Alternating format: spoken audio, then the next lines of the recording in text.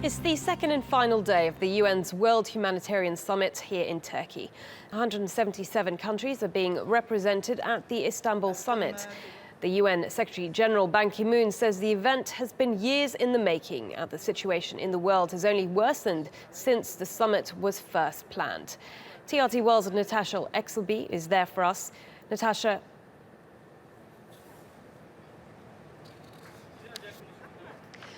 Marlene, a conference of this size is always going to court some criticism, and in this particular case, some people have been critical of the fact that this may in fact just be a talk fest and that nothing will eventuate from it. Well, now that we are nearing the second day of this conference, then people who have been a part of these meetings are now able to really make a decent assessment of whether that is indeed the case. And our next guest is going to do just that. I'm joined now by Adriano Campolino from Action Aid. Adriano, something that you have been critical of is the grand bargain deal. What are your main problems there? Our assessment is that this conference was an important opportunity. It's the first ever conference on humanitarian, and it had an opportunity ahead of it to really make fundamental change on the humanitarian system.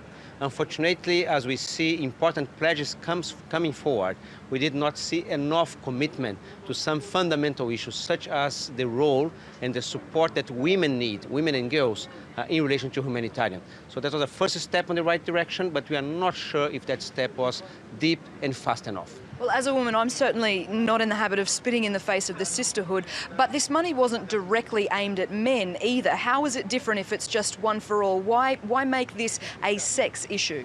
There's a fundamental issue here, both in terms of how the communities are organized themselves in a situation of emergency, as well as how the system is.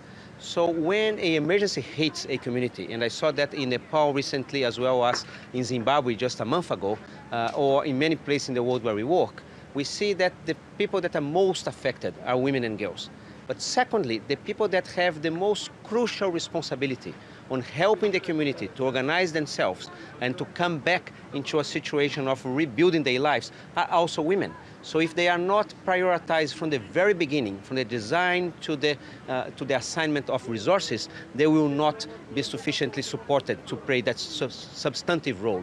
But secondly, we also see that the humanitarian system as a whole is very male-dominated, and men, unfortunately, tends to turn a blind eye and not see that fundamental contribution. So unless we make that commitment to women and girls absolutely crucial at the center of the response, that's just not going to happen. So you're saying that women are often better or play a more dominant role in reacting to things like natural disasters?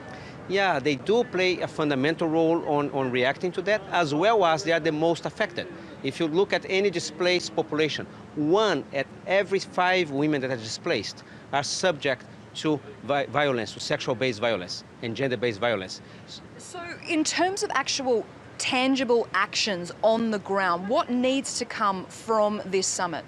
Now, we need this summit to prioritize the resources towards women organizations. Every local humanitarian But in terms of actual funding or what can be done on the ground? Exactly, in terms of funding. The funding has to be towards and earmarked to women's organizations so they can organize the response by themselves at local level. Most of the resources today, they end up concentrated at the wrong place. Secondly, we also need to focus on the kind of activities that ensure a safe space for women, both to be protected as well as to exert their leadership on developing and responding to humanitarian situations. And you feel that the summit has not significantly addressed this?